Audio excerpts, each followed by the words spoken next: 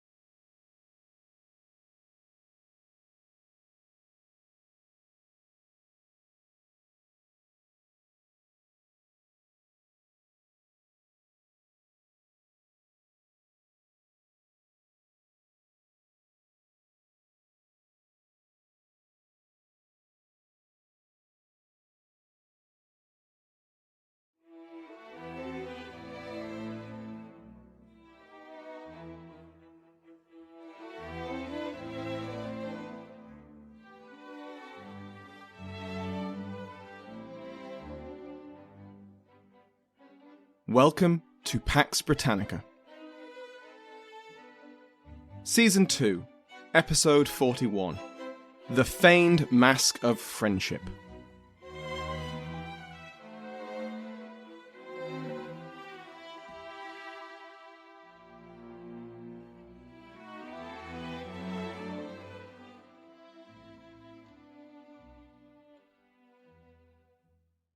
Welcome back to Pax Britannica. I'm your host, Samuel Hume. Before we begin today, I'd like to thank my Patreon House of Lords, which has been joined by the Marquis of Exeter, Tyler Simpson, Viscount Discount, Neil, Viscount Johnson, Baron Commander Two-Hander, Julian Baron Frankel, and Steve Cloutier has been elevated from the Earldom of Chester to the Marquisate of Hull. Like all other patrons, they can now listen to this and every other episode ad-free. Go to patreon.com/Pax Britannica to find out more.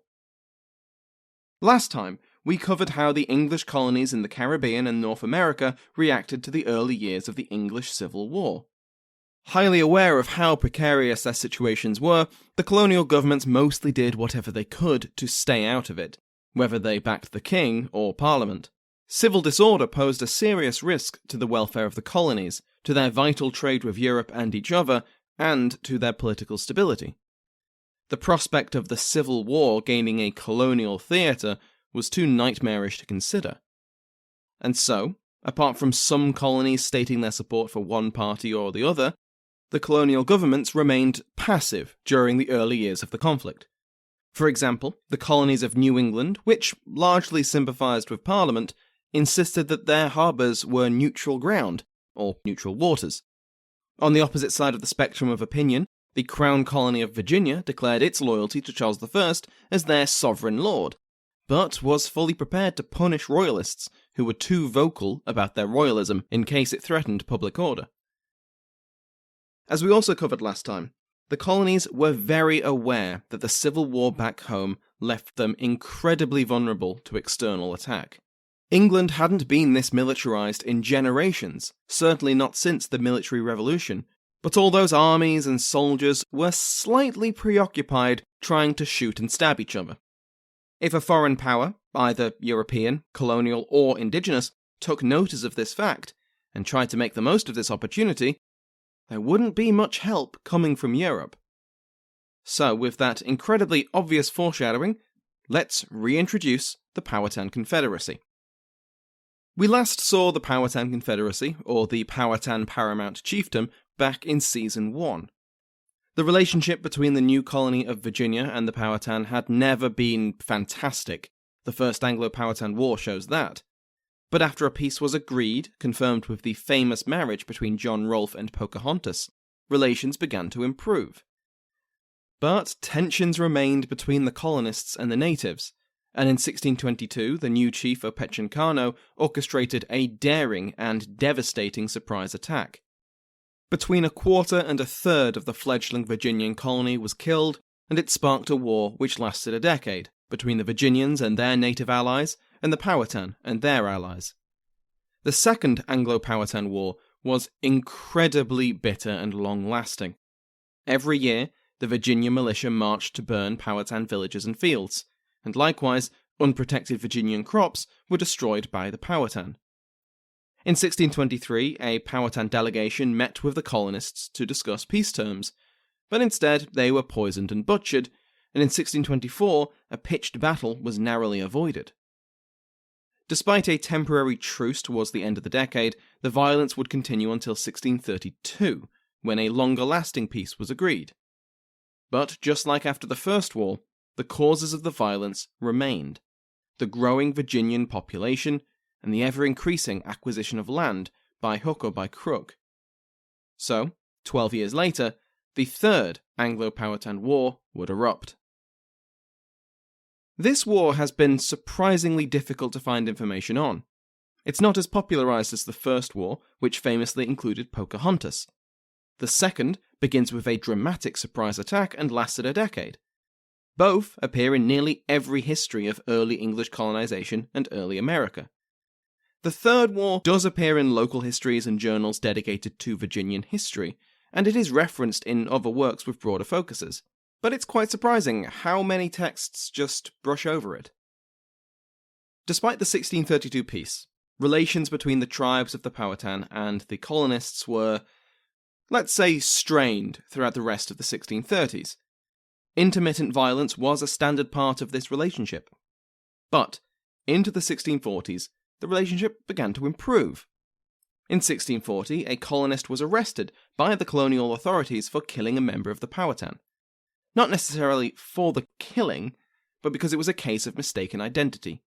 Quote, "Whereas certain goods being stolen by an Indian out of the plantation wherein John Burton liveth, whereupon the said Burton, meeting with another Indian, and supposing him to be the same who had formerly stolen the said goods, the said Burton did violently kill the said Indian, which hath since upon due examination proved not the same which had stolen the goods as aforesaid, whereby much danger may arise unto the said Burton, or some other of our nation, in revenge of the death of the said Indian, so killed by the said Burton." That's a lot of saids and whereupons in there, welcome to early modern court records, but the takeaway is that the Englishman Burton killed an Indian because he believed he was the same man who had robbed him, but because he wasn't, his murder was unjustified and might cause a problem for the colony if the Powhatan decided to respond. However, Opechancanough had one of his subordinates request mercy for Burton. Quote, "Some of his great men interceded to the board on the said Burton's behalf, and have certified that they are satisfied." Now, with the benefit of hindsight, some scholars suspect that this was all part of Opechancanoug's plan, that this was all an act designed to get Virginia to lower its guard. Because if it was, it worked. For the next few years, relations improved, trade increased, and by 1644, members of the Powhatan Confederacy were mingling with the fringe settlements of the growing colony. And in April of that year, they suddenly drew weapons and attacked. Opechancanoug's surprise assault claimed up to 500 lives, even more than in 1622. But 20 years of immigration and population growth meant that in terms of the loss to the overall colony, the attack only killed about 8%, far lower than the quarter to a third killed in 1622, and it left plenty of colonists to respond. Let's talk about timing and motivation here. By this point, Opechancanough was over 100 and frail and had to be carried. Perhaps he wanted to see his people secure before old age took him, and he knew that without drastic action, the colony was just going to keep growing and spreading. He still maintained a firm enough grip over the constituent tribes of the Confederacy that such a move was possible. Perhaps his successor would not have that authority, and without united action, the tribes would be divided and conquered. There had also been a generation of young men who grew up since 1622, and they were perhaps eager to prove themselves in battle. Perhaps, as contemporaries certainly believed, Opechancanough knew full well that the Virginians' homeland across the sea was distracted, and wasn't in a position to help. Writing 5 years after the fact, John Ferrer describes how, quote, "that some of them confessed that their great king, Opechancanough, was by some English informed that all was under the sword in England, in their native country, and such divisions in our land, that now was his time, or never, to root out all the English. For those that they could not surprise and kill under the feigned mask of friendship and feasting, and the rest would be by wants, and having no supplies from their own country, which could not help them, be suddenly consumed and famished." End quote. The question of how Opechancanough had learnt of the English Civil War was a topic of heated debate. As we covered last time, Virginia leaned royalist, but mostly tried to keep the peace between its citizens. After the 1644 attack and the end of the war in 1646, royalists pointed the finger firmly at those parliamentarians in their midst, especially those angered at Governor William Berkeley's driving out of ministers from New England. These ministers had been invited by the Puritan minority in Virginia, who were tolerated by the colonial authorities who didn't want to rock the boat. Their eccentricities were one thing, but inviting Puritan ministers from another colony was a challenge to the conformity of the church. They were promptly ejected on the orders of the governor. Berkeley went further, forfeiting from any minister who refused to use the Book of Common Prayer the right to collect tithes. As Pestana puts it, quote, "The Virginia policy was subtler than driving New England men out of its pulpits.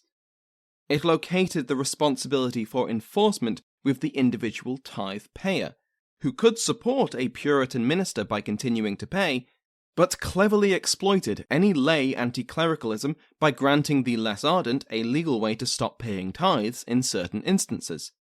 In many communities, the Book of Common Prayer was cherished, so punishing a clergyman who neglected it was an easy way to win widespread support for the enforcement of conformity." End quote. Anyway, this is all to say that Virginia was not a tranquil society without any political and religious divisions. Berkeley's administration was just trying to keep a lid on it. But when the Powhatan attacked, rumours began to fly. Parliamentarians and Puritans, the two traits were indistinguishable to some, were clearly acting as early modern Fifth Columnists, who had obviously informed Opechancanough that now the time was right. Former Governor of Virginia, Sir Francis Wyatt, was a notable target of these accusations, which is interesting. Firstly, Wyatt had been governor during Opechancanoug's first attack in 1622, hardly the stuff that friendships are made over. Secondly, Wyatt had been back in Virginia a few years before, serving as governor once again until 1641, when he was replaced by Berkeley. Thirdly, Wyatt was back in England when Opechancanough launched his attack, and he had been since shortly after leaving office. Fourthly, Wyatt was dying when the Powhatan attacked, and he was buried in August that year. Suspecting that Wyatt was in any way involved just illustrates how wild the rumours were, but there were plenty of ordinary parliamentarians and Puritans who were suspected of informing on the colony. These rumours, especially regarding Wyatt, were baseless and unnecessary. Opechancanough didn't need a dedicated fifth column in Virginia to tell him news from afar. The Virginians and the Powhatan were trading, they were speaking, and something like civil war is not something that could really be kept under wraps. For those accused of being traitors, a different perspective on events shines through the sources. The attack by the Powhatan was divine retribution for the expulsion of God's true servants. When Berkeley had forced the New England ministers out of the colony and pressured the settlers to conform to the established church, the good Lord sent Opechancanough to smite them. According to a London-based press, at least one Puritan family in Virginia read a divine warning in, of all things, blood droplets in water. The family, as the truly godly, correctly interpreted this and fortified their house, saving them from the Powhatan, much in the same way that the Israelites warded off the angel of death in the Bible. Obviously, it's easy to imagine that a press based in London might have embellished some or all of this story.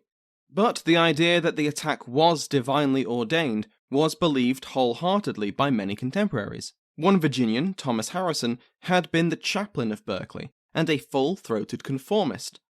But, after witnessing the violence meted out against the colony, he appears to have fully accepted the belief that the attack was divine justice, and expressed this opinion. This didn't make him popular, and he was soon on a boat out of the colony. Harrison would end up serving Oliver Cromwell as his chaplain in the near future. Again, to quote Pestana, Royalist Anglicans alleged conspiracy and treachery on the part of their foes, while their opponents were on this occasion more interested in the providential meaning of events. Warring explanatory models, as well as competing interpretations of the Lord's message, were increasingly common as religious differences polarized.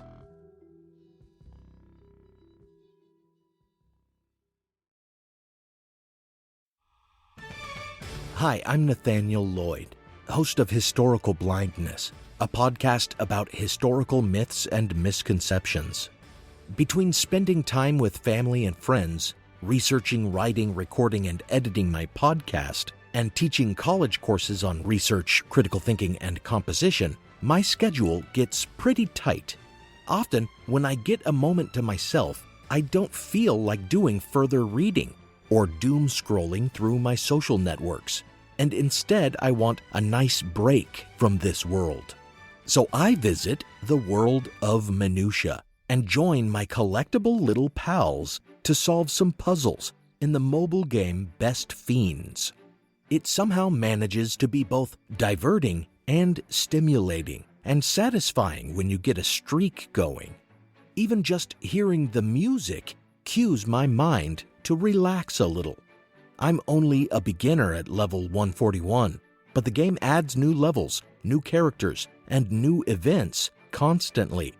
What's new now is the Season of Festivals event, in which you can earn medals and claim rewards. With 30 new levels added every weekend, you'll never run out of puzzle fun, even if you're a lot faster than me. Download Best Fiends free today on the App Store or Google Play. That's friends without the R. Best Fiends. This episode is brought to you by Carvana. Carvana is in the business of driving you happy. They put you in control of financing your car with payment plans that fit your plans. And their simple tools help you customize your down payment and monthly payments so you can instantly see a variety of cars that fit your budget. No surprises, no hidden fees. So, to buy a car that makes you happy, visit Carvana.com or download the app. This is an ad for Roundup for Lawns. It kills weeds down to the root without harming your lawn. It works on crabgrass, dandelions, clover. It works on weeds with names you can't even pronounce. It's Roundup for Lawns. When used as directed, always read and follow pesticide label directions.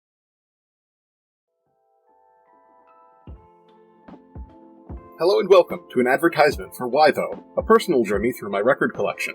This is the show that asks that most important of all questions. Why is this record in my collection, and is it any good? My name is Benjamin Jacobs, the confused owner of the records and host of the show.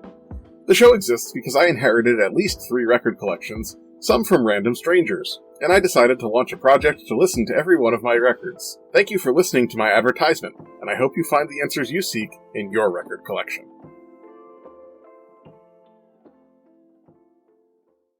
Whatever his reason for launching the attack now, it's hard to imagine that Opechancanough expected to completely expel the English.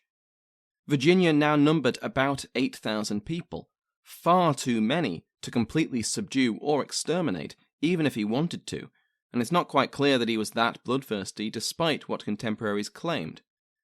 What he was probably aiming for was to chasten the colony. They were constantly encroaching on land claimed by the Confederacy.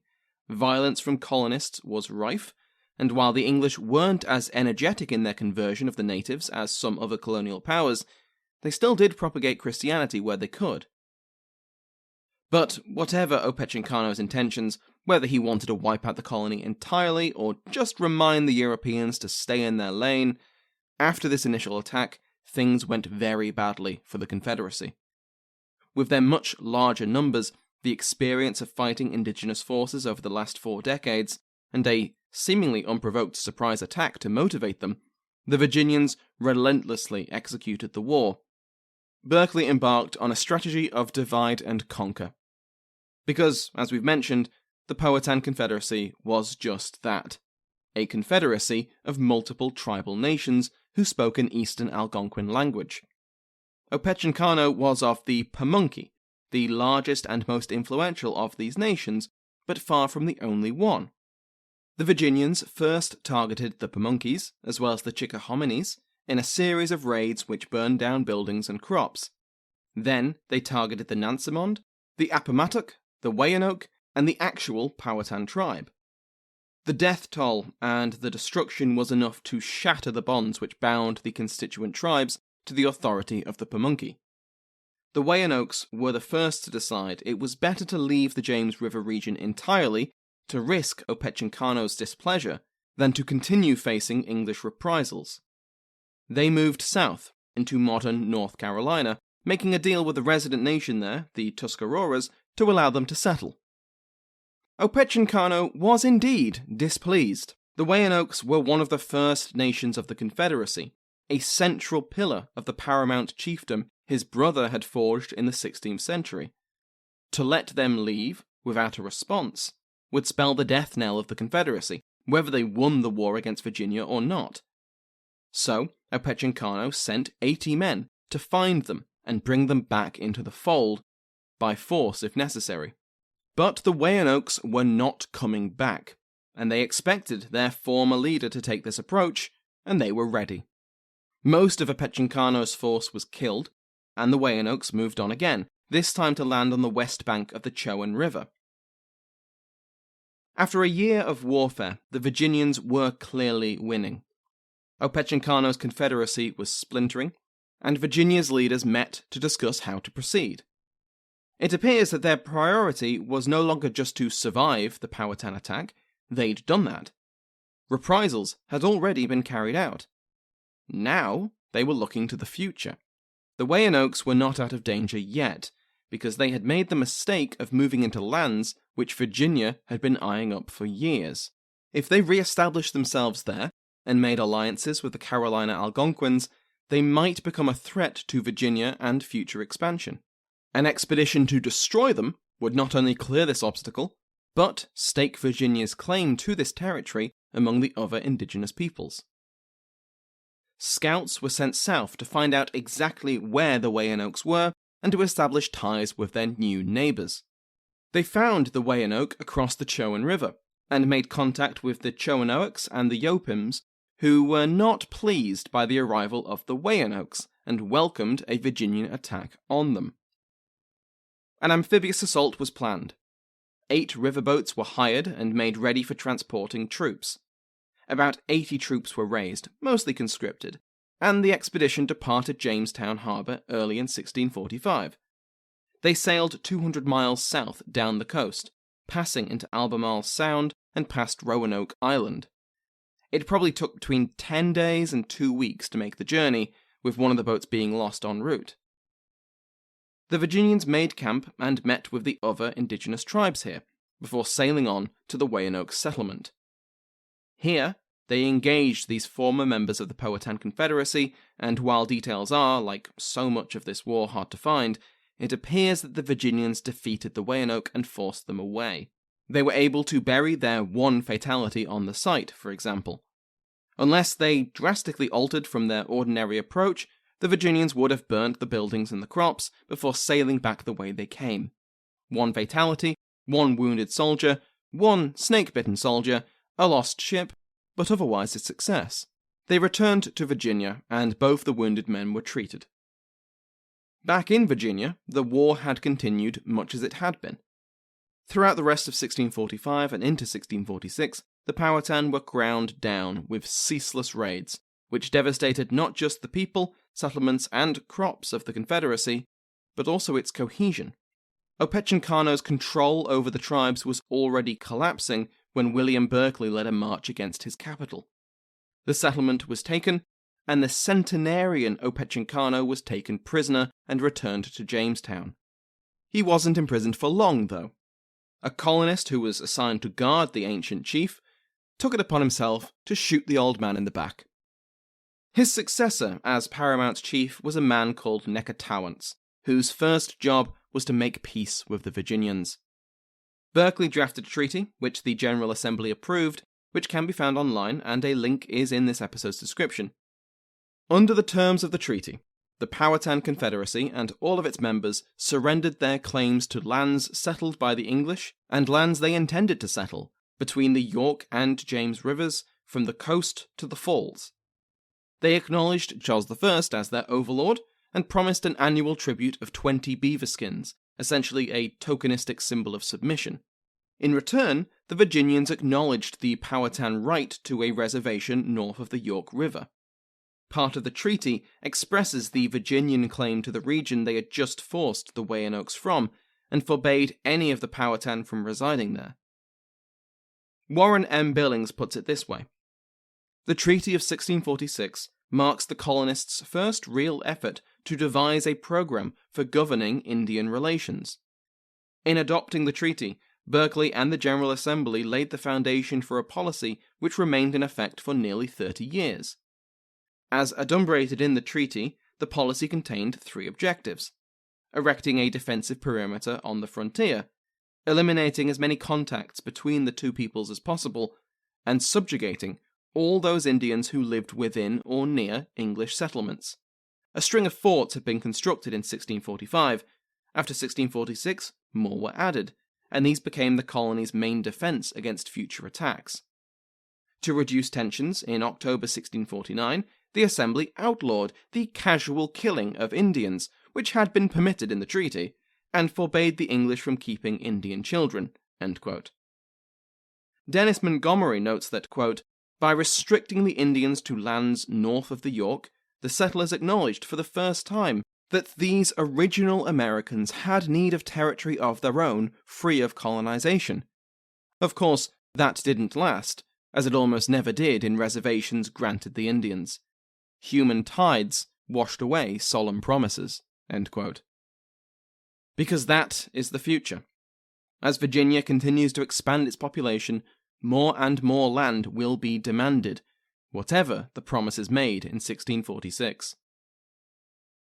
Thank you to my House of Lords, including but not limited to a King's favourite Mike Sanders, the Duke of Bracewell, David Braswell, the Marquis of Queensberry, Brent Sitz, and the Earl of St Albans, Matt Anderson.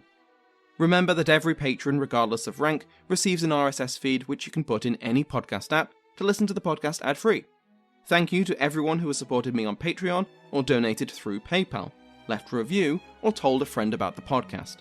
Thank you to Sounds Like an Earful for the interval music used in today's episode, to my entire House of Lords, and to you for listening.